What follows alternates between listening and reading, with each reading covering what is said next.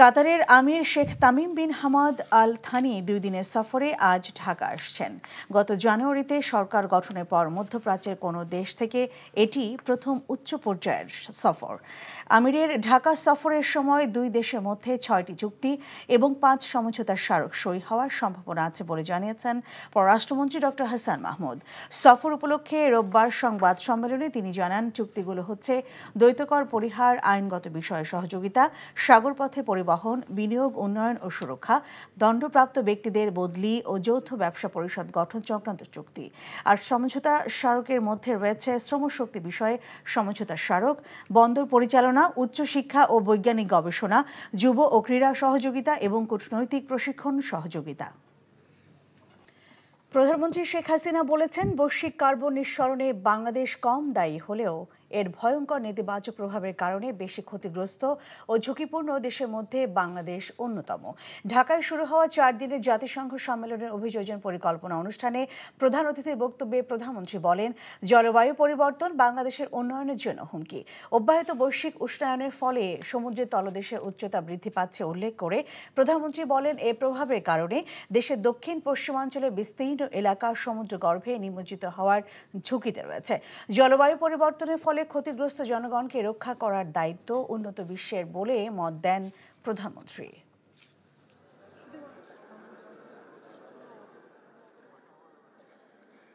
আমরা বৈশ্বিক তাপমাত্রা বৃদ্ধি 1.5 ডিগ্রি সেন্টিগ্রেডের মধ্যে সীমিত রাখতে উন্নত বিশ্বের প্রতি আহ্বান জানিয়েছি। গ্রিন হাউস গ্যাস নিঃসরণের হ্রাসে বাংলাদেশ 2015 সালে intended nationally determined contribution INDC প্রণয়ন করে এবং 2021 সালে তা হালনাগাদ করে UNFCCC-তে জমা দেয়।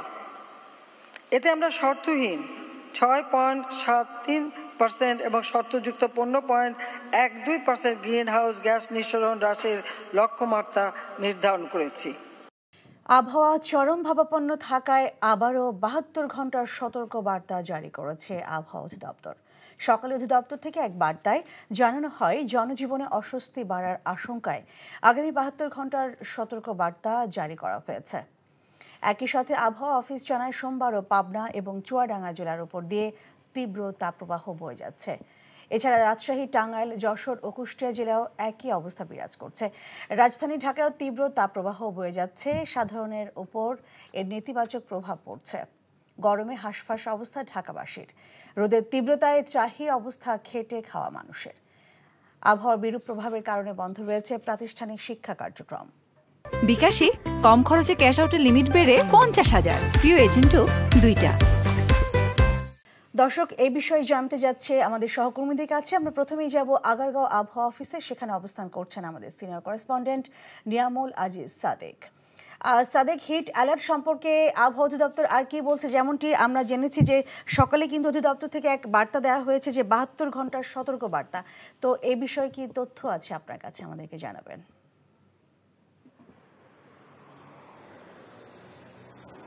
লীনা, ঠিক তাই।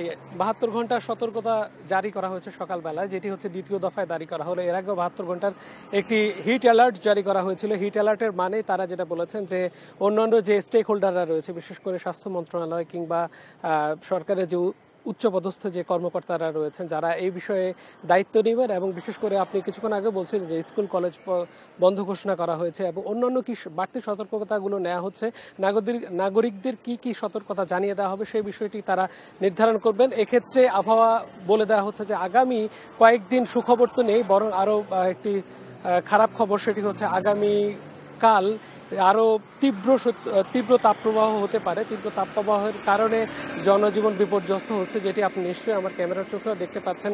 যে আমরা এখানে দেখছি যে খেটে খাওয়া যে মানুষগুলো, তাদের চরম একটি দিন আজকে। তারা কিছুক্ষণ পর পরে রেস্ট নিচ্ছেন, তারা বিভিন্ন ধরনের পানি খাচ্ছেন এবং তাদের যে স্বাভাবিক যে কার্যক্রম সেটি ব্যাহত হচ্ছে। তবে আবহাওয়া অফিস বলছে আগামী দিনগুলোতে কোনো ধরনের সুখবর নেই এবং আগামী মাসে এই তাপপ্রবাহ আরও বেশি বাড়তে পারে।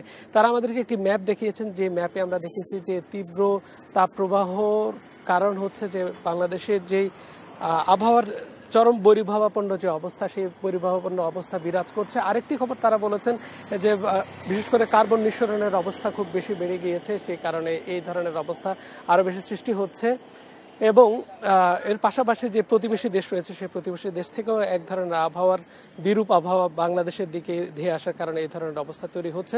বৃষ্টিপাতের কোনো সম্ভাবনা নেই, তবে ময়মনসিংহ, সিলেট এবং এর পাশাপাশি যে জায়গাগুলো রয়েছে সেখানে কিছু পরিমাণ বৃষ্টিপাত হতে পারে। অন্যান্য যে জায়গাগুলোতে সেখানে প্রায় আবহাওয়া এই ধরনের কোনো মেঘলা থাকার কোনো সম্ভাবনা নেই, যে কারণে এই তীব্র তাপপ্রবাহের মধ্যে সতর্কভাবে নাগরিকদের চলতে হবে বলে জানিয়েছে আবহাওয়া অফিস। আর সাদেক, আপনি আমাদের সাথে থাকুন। দর্শক, এখন আমরা যাব ঝিনাইদহ, সেখানে আছেন আমাদের স্টাফ করেসপন্ডেন্ট মিজানুর রহমান। মিজান, গরমে ওখানকার জনজীবনের কেমন অবস্থা দেখছেন?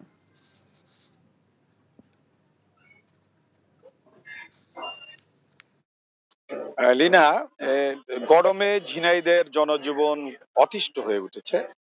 ঝিনাইদের পশ্চিম অঞ্চলে পানির যে স্যালো মেশিন আছে বা টিউবওয়েল আছে, এই টিউবওয়েলের পানির স্তর নেমে গেছে এবং পানি সংকট দেখা দিয়েছে। শেষ কাজও পানি সংকট দেখা দিয়েছে। ঝিনাইদের শহরেরও বেশ কিছু অঞ্চলে টিউবওয়েলগুলোতে পানি উঠছে না। অনেক 4 ফুট গর্ত করে সেই পানি তোলার চেষ্টা করছেন। ঝিনাইদহ সদরের বাজার গোপারপুল এলাকায় আপনার স্কুলের টিউবওয়েলে পানি উঠছে না। এটা গেল পানির স্তর নেমে যাওয়ার ঘটনা। আর হচ্ছে যে ঝিনাইদহ শহর সহ আশপাশের এলাকায় সব জায়গায় কিন্তু পানির স্তর নেমে গেছে।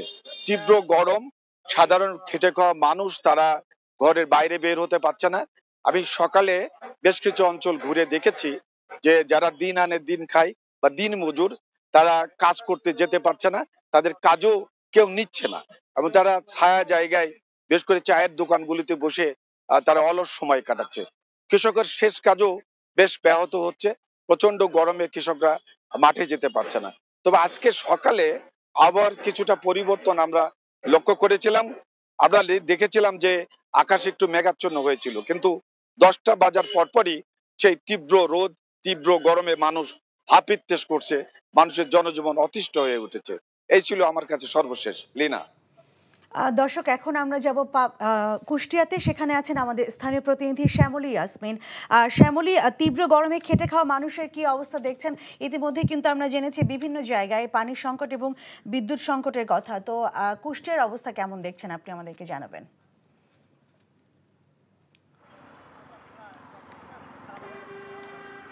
নীলা, প্রচণ্ড তাপদাহ চলছে সারা দেশে বেশ কয়েকদিন ধরে। কুষ্টিয়াও কিন্তু এর ব্যতিক্রম নয়। কুষ্টিয়াতে আবহাওয়া অফিস সূত্রে জানা গেছে যে গত 15 বছরে এত তাপদাহ কুষ্টিয়াতে হয়নি। গত পরশুদিনকে আবহাওয়া অফিস সূত্রে জানা গেছে যে 42.2 ডিগ্রি সেলসিয়াস ছিল তাপমাত্রা, গতকালকে 40 দশমিকের উপরে ছিল। আমি এখন দাঁড়িয়ে আছি এই জায়গাটা, এখন 38 দশমিক সেলসিয়াস বিরাজ করছে। আপনি আমার পিছনে একটু খেয়াল করে দেখেন যে এই তাপদাহর ভিতরে সবচেয়ে কষ্ট আছে নিম্ন আয়ের খেটে খাওয়া মানুষ। তারা জীবিকার সন্ধানে তারা রাস্তায় নেমেছে। উপরে সূর্যের তাপ, নিচে এই যে উত্তপ্ত রাস্তার পিচগুলো নরম হয়ে গেছে, তাও তারা কাজ করছে। আর একটা বিষয় হাসপাতালের কথা, সেখানে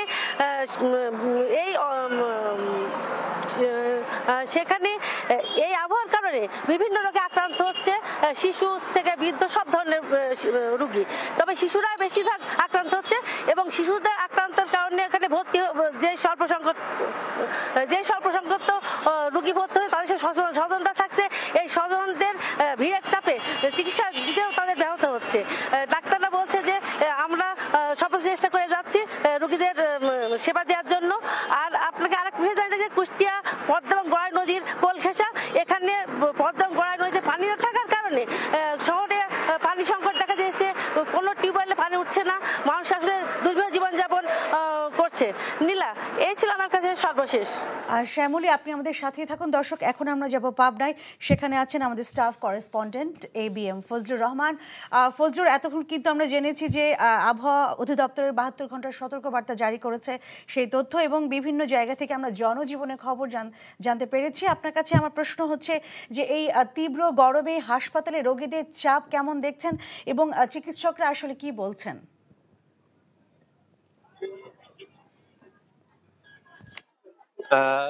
লীনা, আমি এখন দাঁড়িয়ে আছি 250 শয্যা বিশিষ্ট পাবনা জেনারেল হাসপাতালে। এই হাসপাতালটিতে এখন শিশু, বয়োবৃদ্ধ এবং সকল প্রকার রোগীদের ভরা, কারণ এখানে সবাই তাপ প্রবাহের কারণে কোনো না কোনো রোগে আক্রান্ত হয়ে তারা এই হাসপাতালে ভর্তি হয়েছেন। আমি যে ওয়ার্ডের সামনে দাঁড়িয়ে আছি সেটি শিশু ওয়ার্ড। সেই শিশু ওয়ার্ডে 40টা বেড থাকলেও এখানে 140 জন রোগী ভর্তি আছেন এবং এটা গত 2 দিনের এই তাপজনিত কারণে তারা বিভিন্ন রোগে আক্রান্ত হয়ে ভর্তি হয়েছেন এবং বেড না পেয়ে অনেকে মেঝেতে এবং বারান্দায় তারা রাত কাটাচ্ছেন এবং এখানে অবস্থান নিয়েছেন। ডাক্তাররা চিকিৎসা দিতে হিমশিম খাচ্ছেন। সর্বোপরি এখানে পাবনা জেনারেল হাসপাতালে 250 শয্যার জায়গায় আজকে 642 জন রোগী এখানে ভর্তি আছেন এবং তার আত্মীয় স্বজন সবকিছু মিলে একটা গাদাগাদি অবস্থা সার্বিকভাবে। তো সর্বোপরি যে গত 1 সপ্তাহ ধরে এই পাবনা সহ এই অঞ্চলে প্রচন্ড তাপ প্রবাহ বইছে। গতকাল ছিল সর্বোচ্চ 42 ডিগ্রি সেলসিয়াস। আজকে সেরকমই আবহাওয়াবিদরা 9টার সময় থেকে আপনার বিকেল 3টায় 2 বার পর্যবেক্ষণ করে। তো সকাল 9টায় 40 ডিগ্রি সেলসিয়াসের মতো ছিল, বিকেলে সেটি আবার তো কাজেই সর্বোপরি এই তাপ প্রবাহের কারণে গোটা পাবনা সহ এই অঞ্চলে জনজীবন বিপর্যস্ত হয়ে পড়েছে। মানুষের অতি হাপিত্যেস অবস্থা, দিনমজুরা তারা কাজ করতে পারছে না, শহরের লোকজনের উপস্থিতি কমে গেছে। সর্বোপরি এখানে মানুষজন এই আবহাওয়ার কারণে তারা অনেকটা কষ্টে আছে। এই ছিল আমার কাছে সর্বশেষ।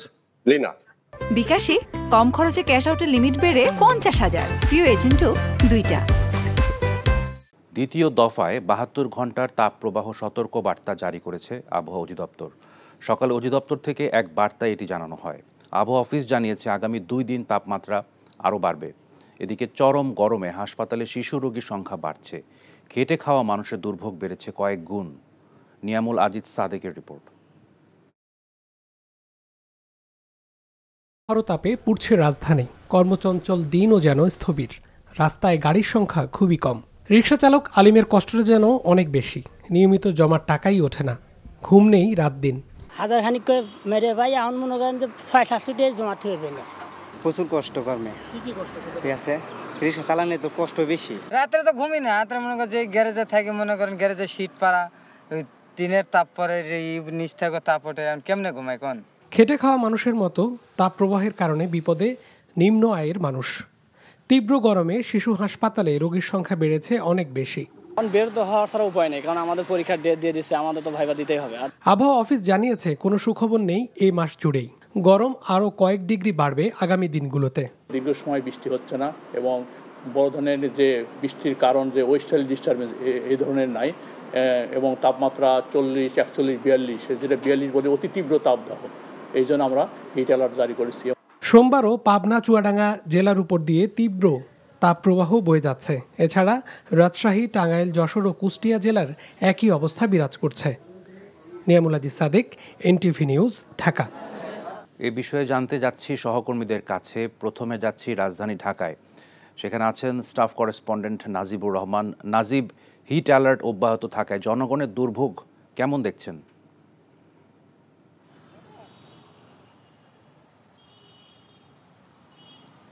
বাবু, আমি এই মুহূর্তে আছি তেজগাঁও শিল্পাঞ্চলে এবং এই স্থানটিতে কিন্তু কিছুক্ষণ আগেই 40 ডিগ্রি তাপমাত্রা ছাড়িয়েছে। অর্থাৎ আপনি বুঝতেই পারছেন যে এই প্রখর রোদে কিন্তু জনজীবন অনেকটাই বিপর্যস্ত হয়ে পড়েছে এবং খেটে খাওয়া মানুষ যারা রয়েছেন তারা কিন্তু চরম দুর্ভোগে পড়েছেন। অর্থাৎ একরকম অস্বস্তিকর পরিবেশ বিরাজ করছে এই এলাকাটিতে। এই এলাকা ছাড়াও মহাখালী এবং অন্যান্য যেসব ব্যস্ত এলাকা রয়েছে সেগুলো তো আমরা ঘুরেছি, সেখানেও কিন্তু প্রায় 39 ডিগ্রি 40 ডিগ্রি তাপমাত্রা আমরা লক্ষ্য করেছি, যেটি জনজীবনকে মারাত্মকভাবে ব্যাহত করছে। এছাড়াও আমরা এই তাপমাত্রা থেকে উপশমের জন্য কিন্তু অনেককে আমরা দেখেছি কিছুটা গাছের ছায়া খোঁজার চেষ্টা করছেন। অনেকে এই রাস্তার ধারে যে ধরনের পানীয়গুলো রয়েছে সেগুলো নিতেও আমরা অনেককে দেখেছি। তবে এই নগরীতে গাছপালার সংখ্যা কমে যাওয়ার কারণেই কিন্তু গরমটা অনেকটাই বেড়েছে বলে আমাদেরকে বলছেন বিশেষজ্ঞরা, এবং বিশেষজ্ঞরা বলছেন যে ভবিষ্যতের কথা চিন্তা করে কিন্তু সবুজায়ন এবং অন্যান্য যেই পরিকল্পনা রয়েছে সেগুলোকে দীর্ঘমেয়াদী করার তাগিদ কিন্তু তারা দিচ্ছেন।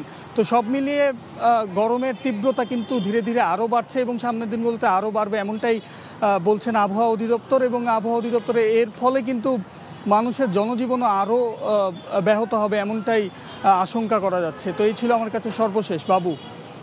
নাজিব, আপনি সাথেই থাকুন। এখন যাব মংলায়, সেখানে আছেন স্টাফ করেসপন্ডেন্ট আবু হুসাইন সুমন। সুমন, গরমের কারণে মংলার জনজীবনের কি অবস্থা?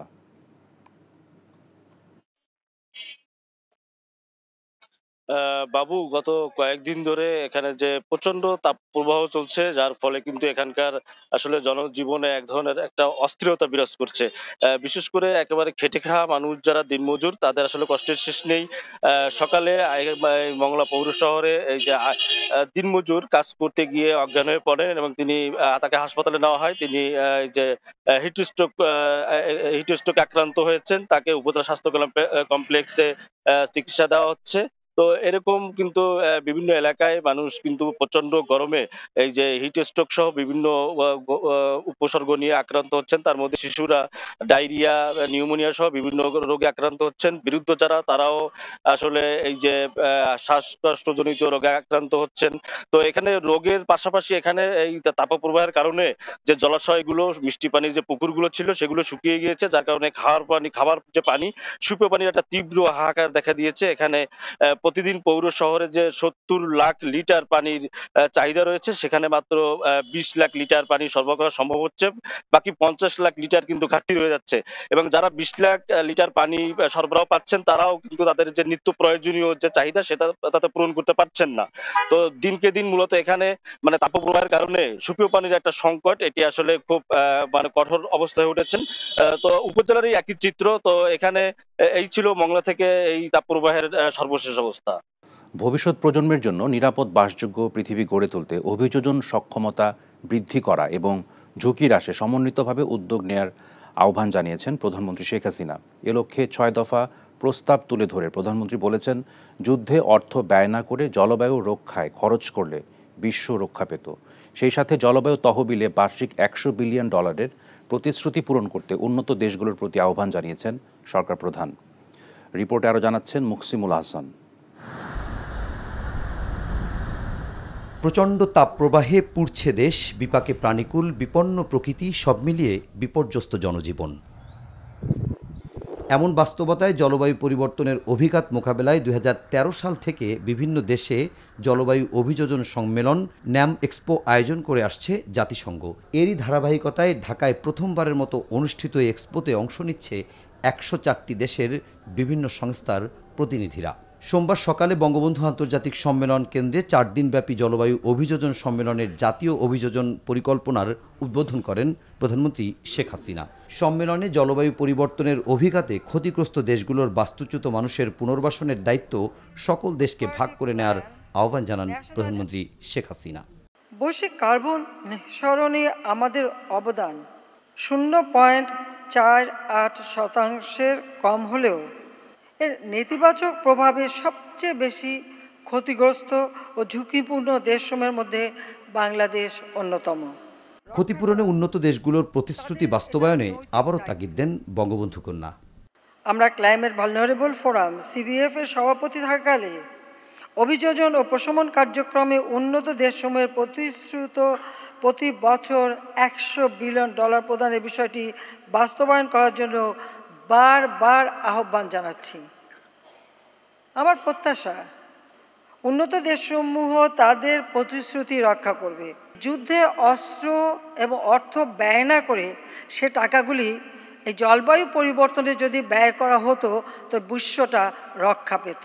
ভবিষ্যৎ প্রজন্মের জন্য টেকসই ও বসবাসযোগ্য পৃথিবী গড়ে তুলতে এ সময় 6টি প্রস্তাবনা তুলে ধরেন সরকার প্রধান। আমরা ভবিষ্যৎ প্রজন্মের জন্য একটি নিরাপদ ও সুন্দর পৃথিবী গড়ে তুলতে চাই। এর জন্য প্রয়োজন অভিযোজন সক্ষমতা বৃদ্ধি করা, সহিষ্ণুতা শক্তিশালী করা এবং ঝুঁকি হ্রাসে সমন্বিতভাবে উদ্যোগ গ্রহণ করা। সমুদ্রপৃষ্ঠের উচ্চতা বৃদ্ধি, লবণাক্ততা বৃদ্ধি, নদী ভাঙন, বন্যা এবং খরার কারণে বাস্তুচ্যুত মানুষদের পুনর্বাসনের দায়িত্ব সকল দেশকে ভাগ করে নিতে হবে এবং সবশেষে প্রধান অর্থনীতি সমূহকে পরবর্তী প্রজন্মের জন্য একটি টেকসই ভবিষ্যৎ নিশ্চিত করতে অংশীদারিত্বের ভিত্তিতে বিশ্বব্যাপী সকল অংশীদারদের সঙ্গে কাজ করতে হবে। এ সময় প্রধানমন্ত্রী জানান, বাংলাদেশ দুর্যোগের ঝুঁকি হ্রাস ও জলবায়ু পরিবর্তনের অভিযোজনে কার্যকর পদক্ষেপ নেয় গত বছরের ঘূর্ণিঝড় মোখায় দেশে কোনো প্রাণহানি হয়নি। সেই সাথে জলবায়ু পরিবর্তনের বিরূপ প্রভাব মোকাবেলায় সরকারের নেওয়া বিভিন্ন পদক্ষেপের কথাও জানান Sheikh Hasina. Muksimul Hasan, NTV news, Dhaka. Train থেকে নামতে গিয়ে পায়ের আঙ্গুল কাটা পড়ে আহত অর্থনীতিবিদ ও জাহাঙ্গীরনগর বিশ্ববিদ্যালয়ের সাবেক শিক্ষক আনু মোহাম্মদের সর্বোচ্চ চিকিৎসা নিশ্চিত করতে প্রধানমন্ত্রী নির্দেশ দিয়েছেন বলে জানিয়েছেন স্বাস্থ্যমন্ত্রী ডাক্তার সামন্তলাল সেন। চিকিৎসাধীন অধ্যাপক আনু মোহাম্মদের চিকিৎসার খোঁজ খবর নেন স্বাস্থ্যমন্ত্রী। পরে সাংবাদিকদের সাথে কথা বলেন স্বাস্থ্যমন্ত্রী। এ সময় তিনি জানান, আনু মোহাম্মদের চিকিৎসায় যে মেডিকেল বোর্ড গঠন করা হয়েছে সেই মেডিকেল বোর্ডের প্রতিবেদন তাকে পাঠাতে বলেছেন প্রধানমন্ত্রী। এ সময় স্বাস্থ্যমন্ত্রী জানান, আনু মোহাম্মদের পা সুস্থ করতে একটি যৌথ অপারেশন প্রয়োজন, যা দ্রুত করা হবে। অপারেশনের পর আনু মোহাম্মদের পা স্বাভাবিক অবস্থায় ফিরে আসবে বলে আশা প্রকাশ করেন স্বাস্থ্যমন্ত্রী।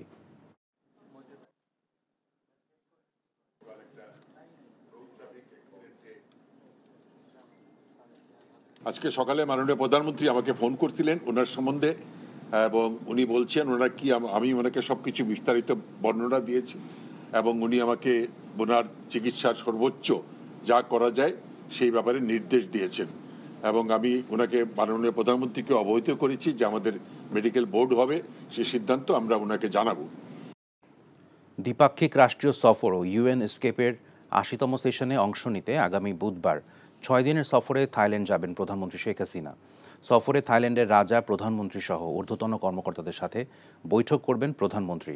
সফরে ভিসা সংক্রান্ত একটি চুক্তি সহ বিভিন্ন বিষয়ে ৩টি সমঝোতা স্মারক এবং মুক্ত বাণিজ্য বিষয়ে একটি আগ্রহের সম্মতিপত্র স্বাক্ষরের কথা রয়েছে। পররাষ্ট্র মন্ত্রণালয়ে এক সংবাদ সম্মেলনে এসব কথা বলেন পররাষ্ট্রমন্ত্রী ডক্টর হাসান মাহমুদ। এ সময় বিএনপির সমাবেশ ডাকা নিয়ে মন্ত্রী বলেন, সমাবেশের নামে জ্বালাও পোড়াও করলে কি ব্যবস্থা নিতে হবে তা সরকারের জানা আছে। ব্রাহ্মণবাড়িয়ার কসবা সীমান্তে বিএসএফের গুলিতে এক বাংলাদেশি কৃষক নিহত হয়েছে। স্থানীয়রা জানায়, সকালে উপজেলার বায়েক ইউনিয়নের পুটিয়া সীমান্তের নোম্যান্স ল্যান্ডে হাসান মিয়া গেলে বিএসএফ তাকে গুলি করে। এতে সে গুরুতর আহত হয়। পরে কসবা উপজেলা স্বাস্থ্য কমপ্লেক্সে নেওয়া হলে তার মৃত্যু হয়। তিনি পেশায় একজন শ্রমিক। তবে পুলিশ জানিয়েছে, নিহত হাসানের চোরাচালানের সাথে সংশ্লিষ্টতা থাকতে পারে। বিজিবি ঘটনার সত্যতা নিশ্চিত করেছে। রাজধানীর গুলশান এলাকায় একটি বেসরকারি ব্যাংকের এটিএম বুথে নিরাপত্তাকর্মীকে হত্যার ঘটনায় জড়িত আসামিকে গ্রেপ্তার করা হয়েছে বলে জানিয়েছে ঢাকা মহানগর গোয়েন্দা পুলিশ। মিন্টু রোডে সংবাদ সম্মেলনে গোয়েন্দা পুলিশ জানায়, রোববার আরিফুল ইসলামকে গ্রেপ্তার করা হয়। ক্লোজ সার্কিট ক্যামেরার ভিডিও ফুটেজ দেখে রফিকুলকে শনাক্ত করে। গত 10 এপ্রিল ভোরে গুলশান এলাকায় বেসরকারি মধুমতি ব্যাংকের এটিএম বুথের টাকা চুরি করতে যায় সন্দেহভাজন আসামি আরিফুল। এ সময় বুথের নিরাপত্তা কর্মী হাসান মাহমুদ চোরের উপস্থিতি টের পেলে তাকে ধারালো অস্ত্র দিয়ে হত্যা করে পালিয়ে যায় রফিকুল। সাবেক আইজিপি বেনজির আহমেদের বিরুদ্ধে দুর্নীতির যে অভিযোগ উঠেছে গণমাধ্যমে তা অনুসন্ধান করে দুদককে ব্যবস্থা নেওয়ার জন্য নির্দেশনা চেয়ে হাইকোর্টে রিট দায়ের করেছেন সালাউদ্দিন রিগান নামের এক আইনজীবী। এ সপ্তাহের মধ্যে রিটের শুনানি হতে পারে। বেনজির আহমেদের যে দুর্নীতির তদন্ত বা অনুসন্ধান যেটাই বলুন না কেন, এটা দুদক কিন্তু এটা করতে বাধ্য, কারণ এটা দুদকের আইনেই আছে। আমরা চেয়েছি যে দুদক এই আইনগত অনুসন্ধান না করে তারা যে ব্যর্থতার পরিচয় দিয়েছেন, এই ব্যর্থতা কেন আইনগতভাবে এটা বেআইনি হবে না, ব্যর্থতা কেন বেআইনি হবে না, এইটা ঘোষণা চেয়ে রিটটা করেছি। সরকারি ওয়েবসাইট ও বিভিন্ন শিক্ষা প্রতিষ্ঠান থেকে উপবৃত্তি ও শিক্ষাবৃত্তির তথ্য সংগ্রহ করে প্রতারণা করছে বেশ কয়েকটি চক্র। বৃত্তির টাকা দেওয়ার প্রলোভন দেখিয়ে ডেবিট কার্ড, ক্রেডিট কার্ড ও মোবাইল ব্যাংকিং অ্যাকাউন্টের পিন ও ওটিপি নিয়ে অ্যাকাউন্ট থেকে লাখ লাখ টাকা তুলে নেয় তারা। এমন প্রতারক চক্রের মূল হোতাসহ 8 সদস্যকে গ্রেফতার করেছে র্যাব। সকালে কারওয়ান বাজারে র্যাবের মিডিয়া সেন্টারে সংবাদ সম্মেলনে এসব তথ্য জানানো হয়। ঢাকা, গাজীপুর, নারায়ণগঞ্জ, জামালপুর, কুমিল্লা ও ফরিদপুর থেকে র্যাবের বিভিন্ন ব্যাটালিয়ন ধারাবাহিক অভিযান চালিয়ে এই ৮ জনকে গ্রেফতার করে। তাদের কাছ থেকে ৩ শতাধিক সিম উদ্ধার করা হয়েছে, যা প্রতারণার কাজে ব্যবহার করা হয়।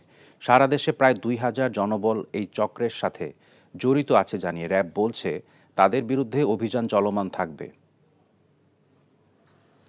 যেগুলো নোটিশ বোর্ডে তারা পায় বা ওয়েবসাইটে ফ্রি পায়, সেখান থেকে তারা মোবাইল নাম্বার তথ্যপাত্র নিয়ে তাদেরকে ফোন দেয়। সবাই তো দেয় না, অনেকে ওটিপি নাম্বার যারা সচেতন, অনেকে তাদের কাছে ওটিপি নাম্বার চাইলে তখন তারা আবার অনেকে ভুল ওটিপি নাম্বার দিত।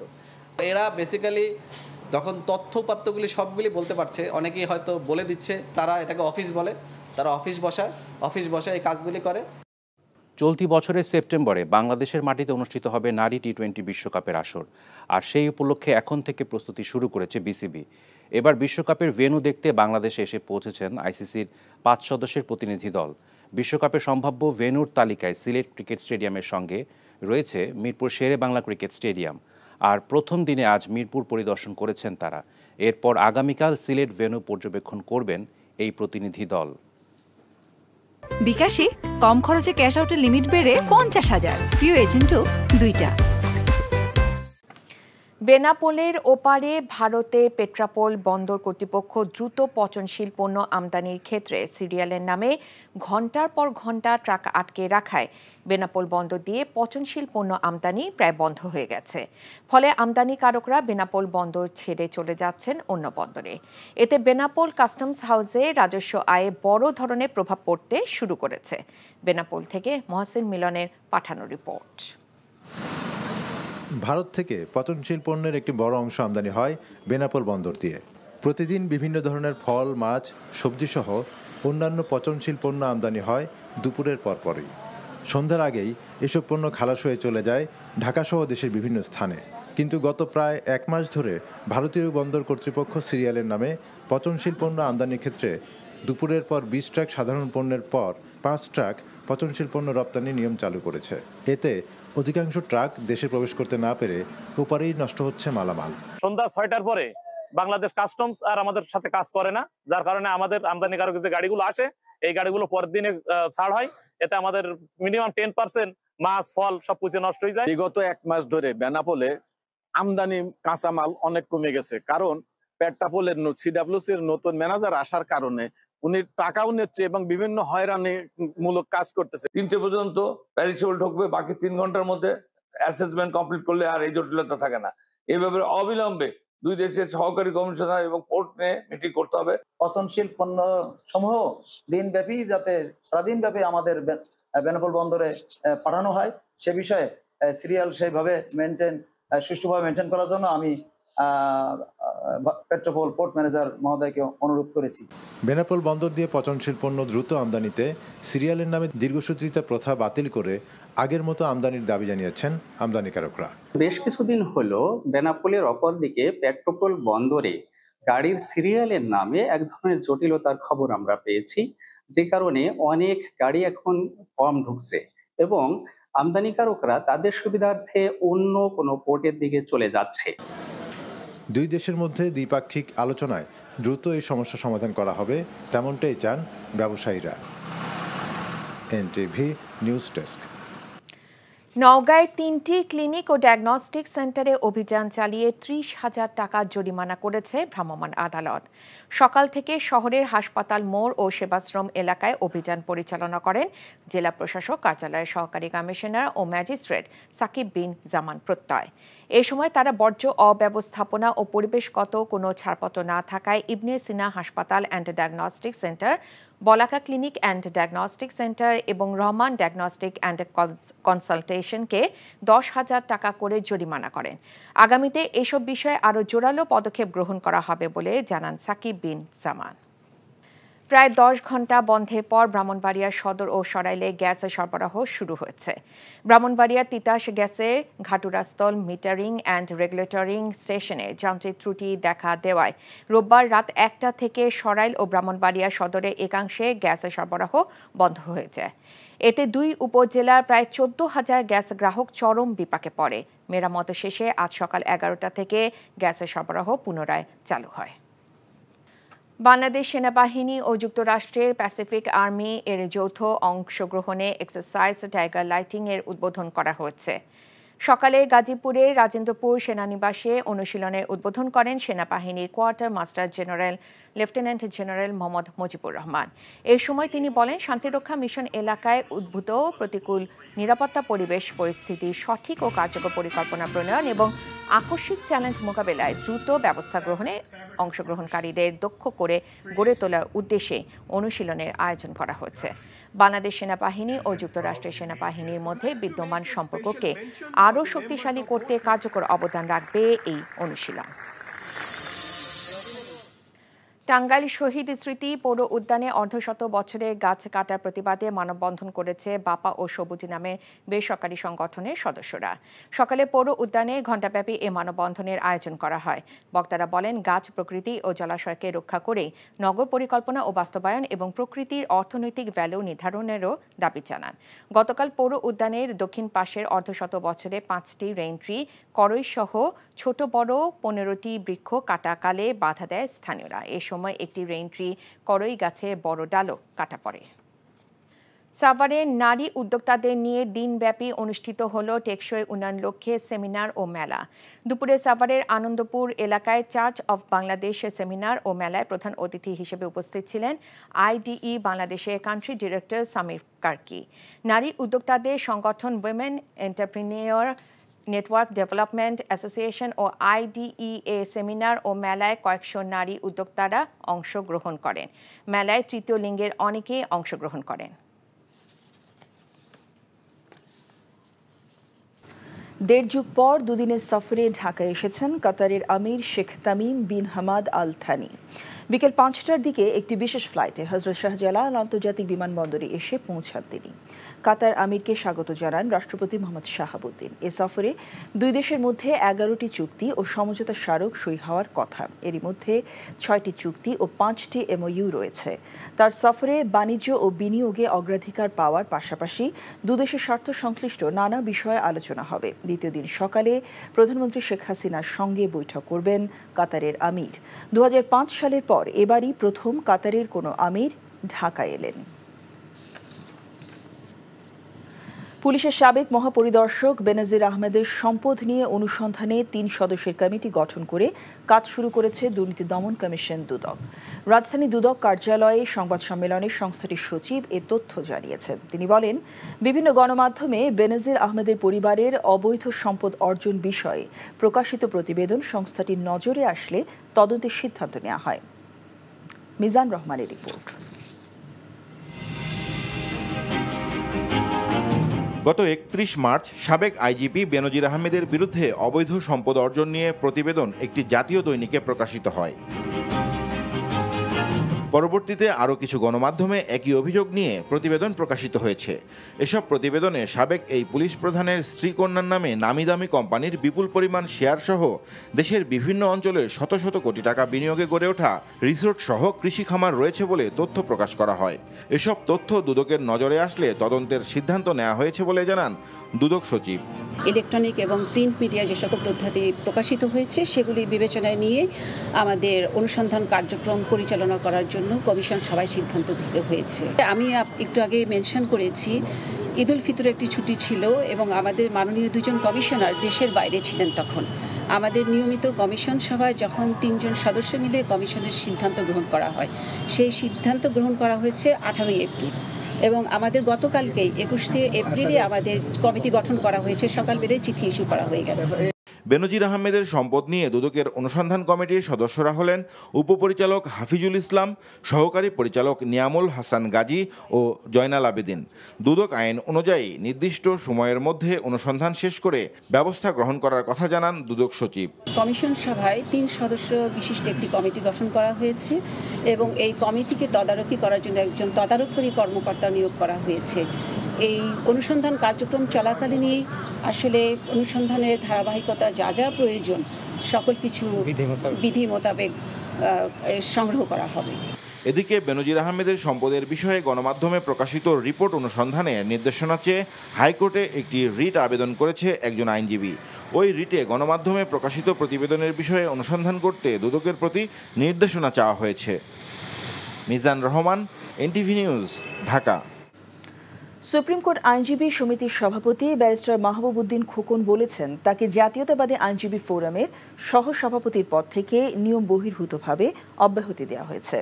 হেয় প্রতিপন্ন করতেই এ ধরনের কাজ করা হয়েছে বলেও অভিযোগ তার। ব্যারিস্টার কায়সার কামালকে অর্বাচীন এবং সরকারের এজেন্ট বলেও উল্লেখ করেন খোকন।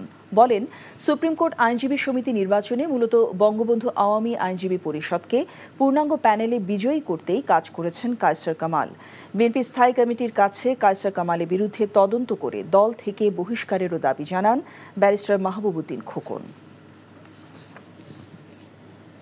সংযুক্ত আরব আমিরাতের শারজা বহির্নোঙরে থাকা এমভি আবদুল্লাহ জাহাজটি সোমবার স্থানীয় সময় বিকেল 4টা পর্যন্ত একই অবস্থানে রয়েছে। স্থানীয় সময় সকাল 10টায় জাহাজটি বন্দরের উদ্দেশ্যে রওনা হওয়ার কথা থাকলেও বন্দর কর্তৃপক্ষের অনুমতি না পাওয়ায় জাহাজটি যাত্রা করতে পারেনি। দুবাইয়ে সংবাদ সম্মেলনে সব তথ্য জানান জাহাজটির মালিকপক্ষ এবং বাংলাদেশের রাষ্ট্রদূত। এনটিভি আমিরাত প্রতিনিধি মামুনুর রশিদ জানান, জাহাজে থাকা 23 জন নাবিক সুস্থ আছেন। বন্দরে নোঙরের পরও ভিসা জটিলতায় নাবিকদের জাহাজ থেকে বের হওয়া সম্ভব হবে না। তবে ইতোমধ্যে বিমানে দেশে আসতে ইচ্ছুক 2 নাবিক ভিসা পেয়েছেন, তবে সিদ্ধান্ত পরিবর্তনও হতে পারে।